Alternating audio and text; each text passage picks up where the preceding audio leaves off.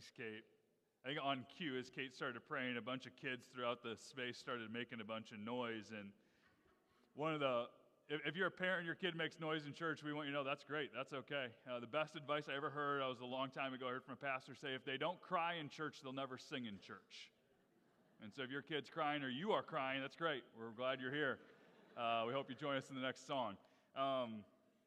And thanks, Justin, for the reminder. I just texted my mom and wished her happy birthday. Would have maybe missed that, so that's good. Happy Mother's Day to all of you who've selflessly given your time to raise a child.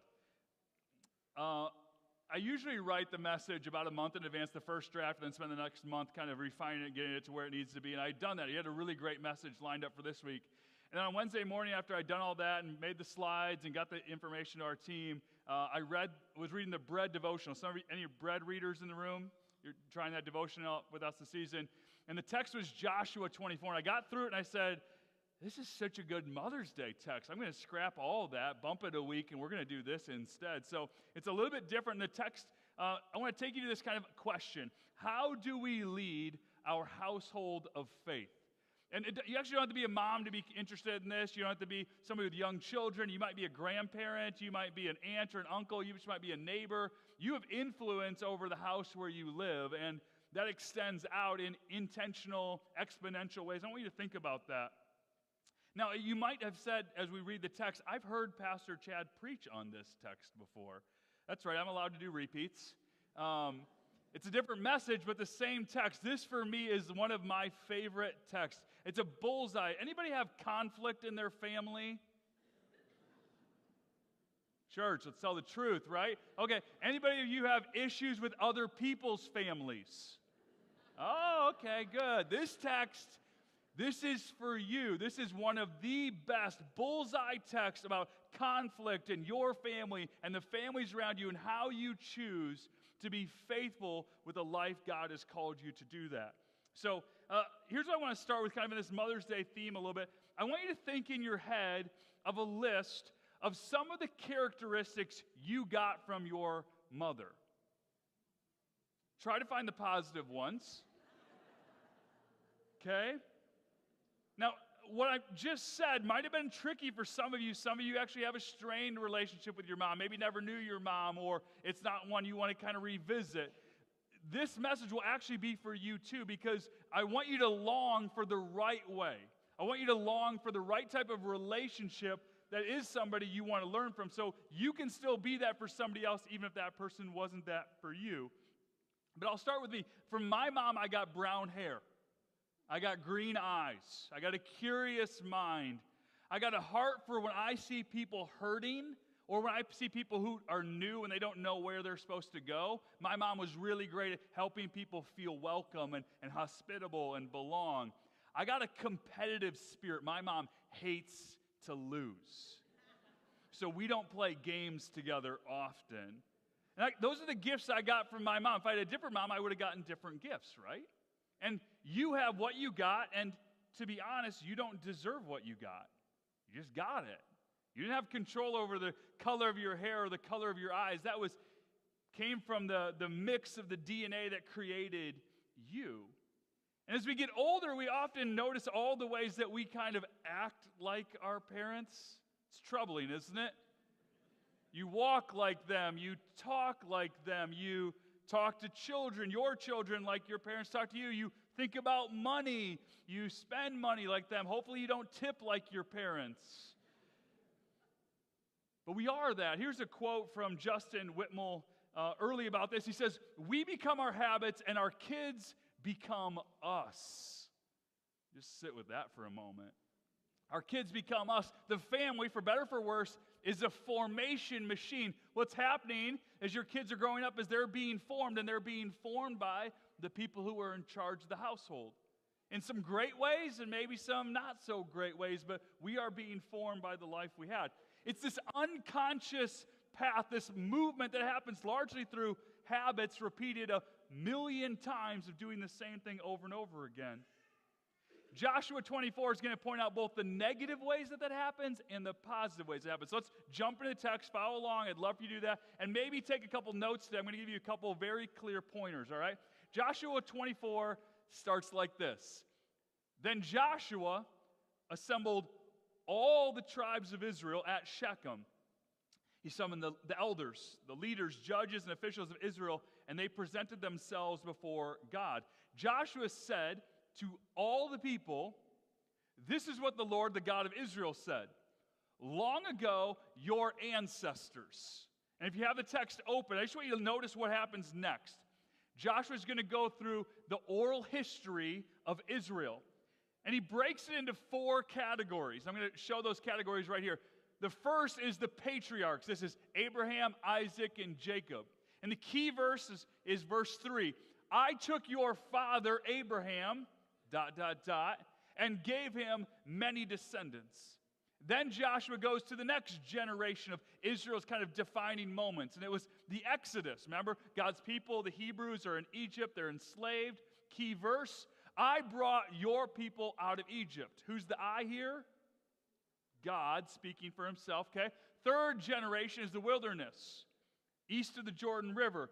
"I gave them, your enemies, into your hands." Last one is Joshua's own lived experience, the conquest of Canaan. The key verse here is verse 13. "I gave you a land on which you did not toil, and cities which you did not build, and you live in them, and eat from the vineyards and olive groves that you did not plant." In other words, God is saying, I've done a lot for you over the years. You got what you did not deserve. How many of you, when you think about your childhood, now looking back, realize you got more than you deserved? Most of us do. Praise God for that. In fact, that's kind of how parenting works. Before you can even say thank you, the youngest a child can verbally probably say thank yous maybe around a year, maybe a little bit later. Before that, their parents have been cleaning them, feeding them, looking after them, protecting for them for a full year. So much of our life allows us to say thank you long after we can deserve it. It's a description of what grace is. Here's a way of thinking about grace. It's a Christian term. You hear it a lot. But grace could be understood as a free gift, undeserved favor, or unmerited blessing. If you're a Christian who believes that God has given you grace, then you would subscribe to the bottom. We've all been given more than we deserve. Doesn't mean we're not going to try to keep score, right? Or we pay attention to it. But we've all been given much more than we deserve.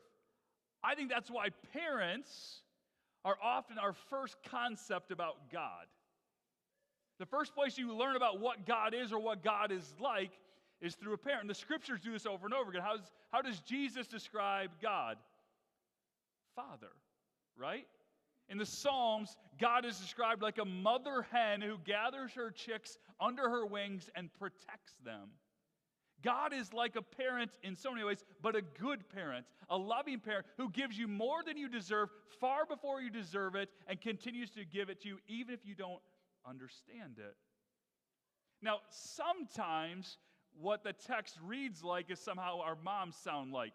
Like, if you went through the beginning of Joshua 24, there's 14 different places where God says, I did this, I did this, I did this, I did this. And that might sound like your mom. I brought you into this world. I nursed you to health. I fed you for 18 years. I did your laundry. I showed you how to clean your room, and I still did it when you didn't do it. I did this, I did this, I did this. And when we're at our worst as parents, we keep score a lot, right? Let's just tell the truth. But when we're at our best, we're reminding our kids about how important selfless love is. And we're demonstrating for them, this is the gift I've given you. And I hope as you grow older, you give it to someone else. That you are generous to your children or your neighbors or your students or your coworkers. That you pass this on, moving from you owe me to follow my lead. None of us are self-made, right? Like we all are who we are because of the gifts we've got from a bunch of other people. Now, today's teaching is this theme. How do you lead your household in faith? How do you do that? Well, here's what we're going to learn from Joshua. And write notes here if you're taking notes, that'd be helpful. The first thing we want to do is look back. That's what Joshua did, right? He gets all the people together and he said, long ago, your ancestors. He's looking backwards to the past. Do you know that every culture throughout history has done this? They keep their stories. They pass it on. Why do your grandparents host family reunions? Because they want to pass it on from generation to generation to generation. Do you know what happens if the next generation doesn't hear their origin story? That next generation will have an identity crisis. They don't know who they are because they don't know where they've come from. It is our responsibility as the next generation comes up, whether they're our biological children or not, is to pass on what we've been through to the next generation.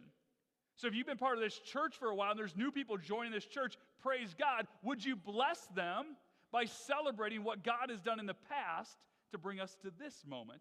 If there's new people coming into your household or your extended family, would you bless them with helping them know the faith stories?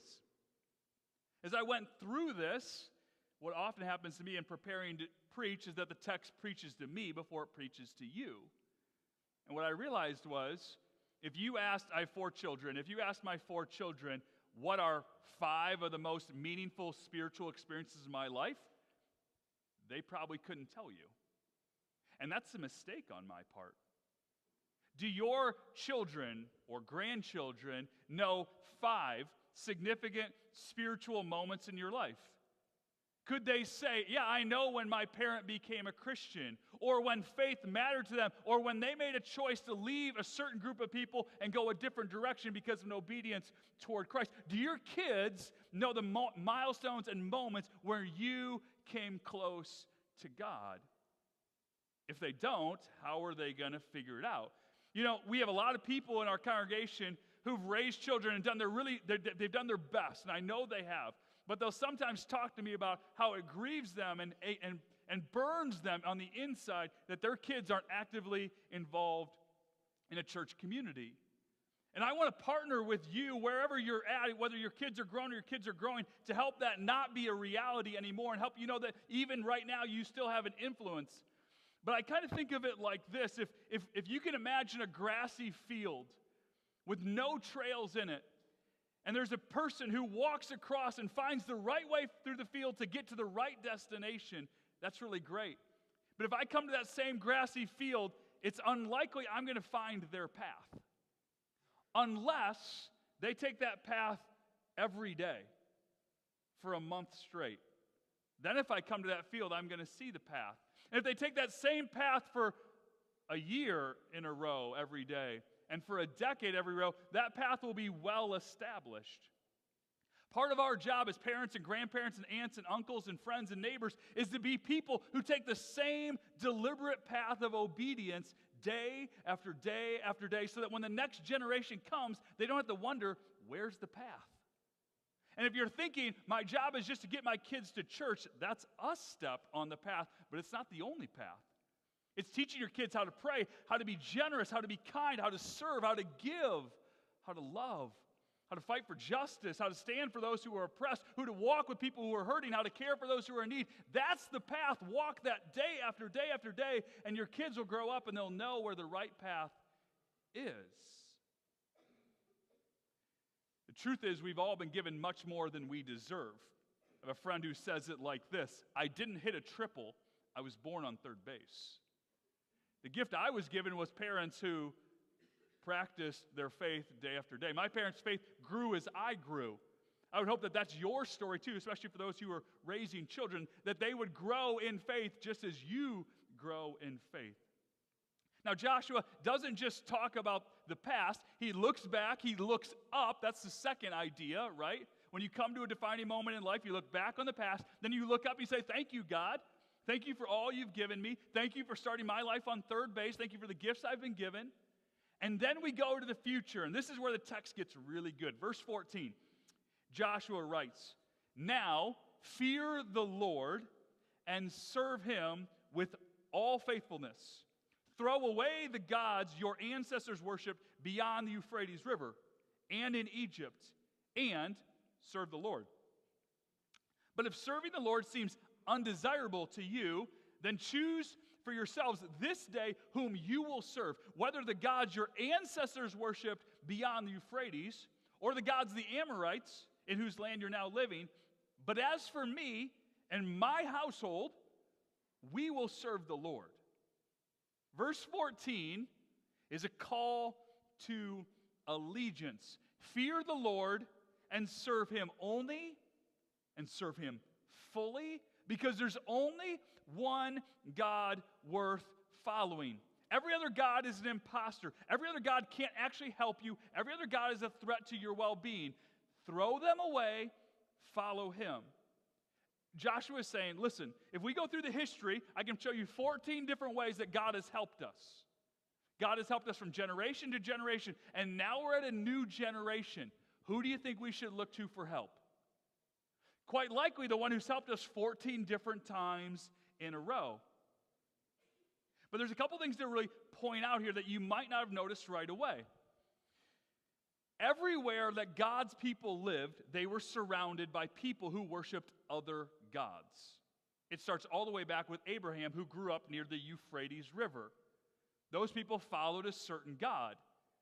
And the Lord invited Abraham to leave that and go to the promised land. They go to the promised land, a famine strikes, they go to Egypt, and people worship other gods there. They leave Egypt and go to the wilderness, and there's other people, the people of Moab and Ammon, who live there. They worship other gods. Then they cross the Jordan River and go to Canaan and find people who worship the gods of Canaan and the Philistines. Did you notice who followed those gods in the text?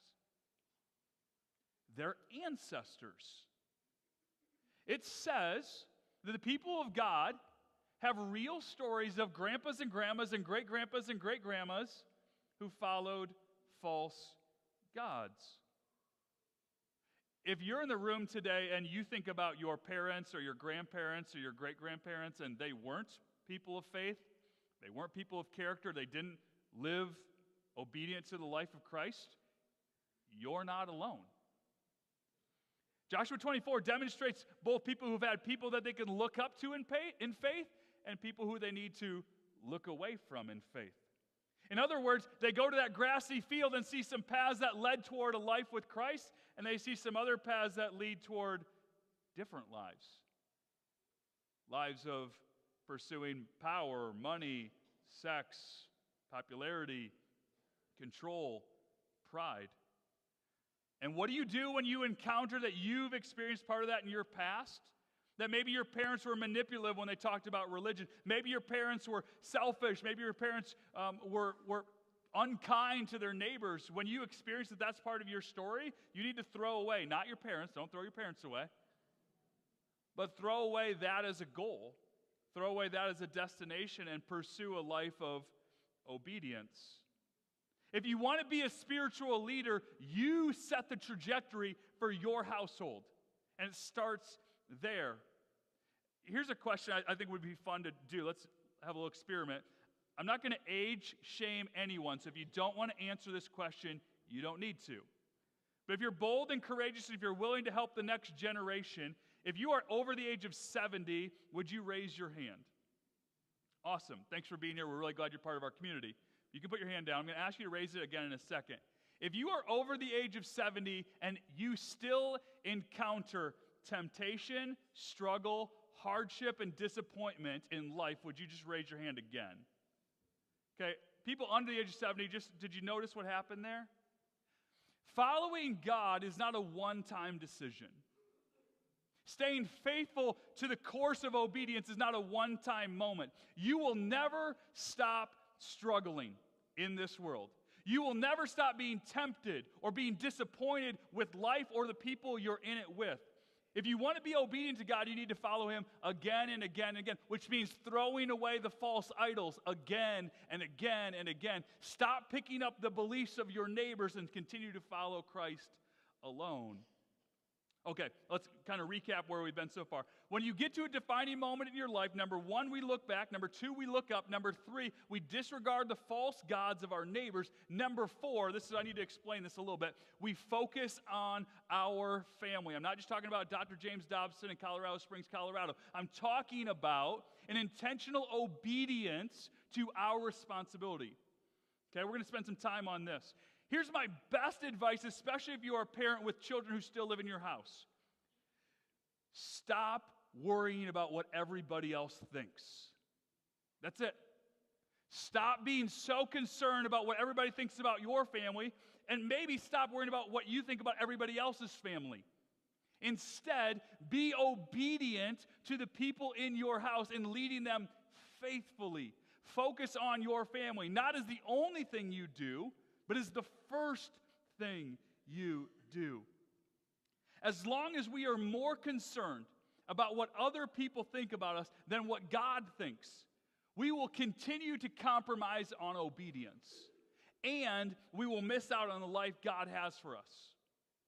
Jesus has this great way of saying, he said, why do you continue to look at the splinter in your neighbor's eye and miss the plank that is in your own? You live in a culture that is obsessed with everybody else, that's always paying attention to everybody else, is reminded daily about what everybody else is doing. A better use of your time would be to lead your family, to lead your household, to spend some time in prayer and obedience. If you're a grandparent, to pray for your kids and your grandkids. If you're a neighbor, to pray for your neighbors. That would be a better use of your time than to worry about what they're doing with their social lives. I've lost my notes. Here we come back. All right. So Joshua says, as for me and my household, we will serve the Lord. What Joshua's doing is he's just taking one step forward and he's saying, here's the deal. I've looked at the history. I've figured out what's going on. I can't control you. I'm not in charge of your house. But as for me and my household, we've looked at the evidence. We studied the history. We see what God has done again and again and again, and we're making a choice not to follow the gods and the values of everybody else around us, but we're going to solely devote ourselves to an allegiance toward God. And if you want to come along with us, that's great, but I'm not going to wait for you to get your mind made up. We're going forward. It's a decision he makes. And some would say, well, Christianity is a blind step, a blind leap of faith. I think they're wrong.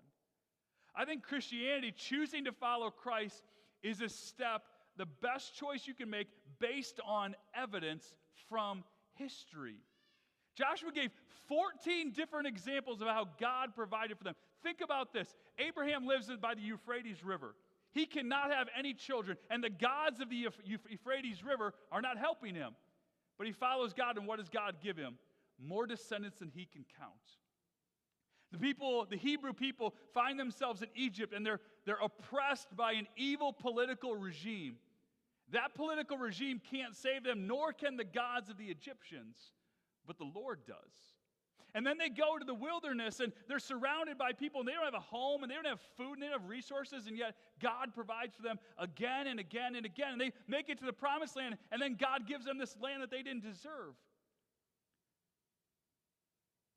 We don't deserve anything, but we've been given far more than we could ever keep track of. Following Jesus is not a step into the dark. It's looking at history, looking back, looking up, and saying, I'm going to trust the God who got me here. When we abandon our job as spiritual role models, we invite anybody else to contribute to the void we create. So if you're a parent and you have children still in your home, do you really want the Silicon Valley tech bros teaching your kids about values? Do you really want them to figure it out from TikTok and Instagram and social media? Do we really want our parents and our siblings formed by the cable news networks? If we're not going to be leaders, somebody else is going to lead the people in our life. So I would suggest, be a leader. Be a leader to the people that God has placed in your care or in your circle of influence. When a parent tells me, I just don't want to force my kids to do this Christian thing, I'm going to leave it up to them. When I had 5-year-old children and I said, do you want to go to church or watch Bluey? What do you think they're going to pick? When I have 13-year-old children, I said, hey, I want to bring you to youth group and get you involved in what the church is doing so you can build some Christian friends and great community. But it's up to you. If you'd rather stay home and just spend scrolling social media. That's your call. What do you think they're going to pick? You got to walk the path through the wilderness enough times that your kids can follow, and they need to know how important it is to take the path. When we abandon our role as spiritual leaders, we invite somebody else to fill the void. Now, here's the truth. I think there's probably nothing harder, longer than raising children. It is a multi-decade effort that will test you physically, emotionally, relationally, and spiritually. And I've heard from people whose kids have gone out of the home, it doesn't get any easier. You just worry about different things. There's this shift that happens when our kids are babies, they can't move, they have no control, right? So we're in control, we dictate everything. But as they get older, it moves from control to influence. And when they're out of the home, it's extreme, only influence. But if we were super controlling, we have no chance to influence them. And if we do it right, we'll still maintain a relationship with them. But if we do it wrong, we lose it all completely. Here's a way to think about it. Nothing important is easy. Nothing in your life that you really value as important is easy. Staying married is not easy. Having children is not easy. Investing in a career that makes a difference in the world is not easy. Being a good neighbor is not easy. But you have the opportunity to shape human lives. Because it's the same thing day after day after day, we forget that it matters. We might minimize how important it is for us to be good parents and aunts and uncles and grandpas and grandmas. But it's walking the path through the woods, through the grass, so that the next generation sees a clear path that they can follow. All right, I need to wrap it up here. Here's a last two cool thoughts. Verse 28, it ends like this. Joshua dismissed the people, each to their own inheritance. That's cool, but even better. 29, after these things, Joshua the son of Nun, the servant of the Lord, died at the age of 110, and they buried him in the land of his inheritance. This is Joshua's last leadership moment. And if you've heard this inspiring talk, you're probably thinking, like, that's kind of a waste. Like, he gave a really good talk, and then he dies? Like, I think it's a pretty good talk today. I hope I don't die this afternoon. Or you could say, this is Joshua's legacy. And all the grandpas and grandmas in the room and senior citizens say, yeah, there's something about legacy here.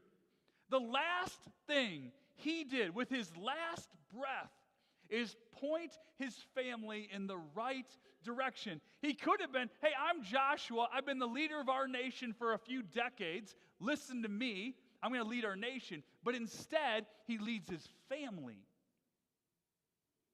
And because he leads his family, he can lead a nation. The most powerful thing you can do is lead your family.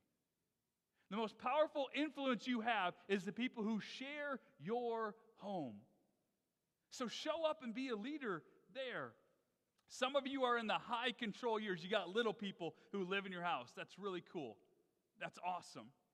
Do your best for God's sake to teach them the best life they can live and give them an example of both control and love that keeps them safe and points them in the right direction. Some of you are in the high influence, low control years, also known as teenagers. Awesome, okay? It's hard, but don't give up and don't stop. Don't doubt for a moment that your words of encouragement and your actions and behavior set an example for them to follow. And some of you are beyond control, have little and less influence, and now you're trying to figure out, what do? You set a legacy. You set a path, and you invite them to follow. And you make sure everybody who's connected to you for generations knows your spiritual defining moments, the choices you made that made you who you are. Our life is full of defining moments. So what path will you choose? And will you take it again and again and again so the next generation is blessed to have somebody to follow? Will you look back and count all the ways that God has helped? Will you look up and say thank you? Will you commit to following him and disregard all the gods of your neighbors? Will you worry about what God thinks more than what everybody else thinks? And when you reach the promised land, Will you leave a legacy for others to follow?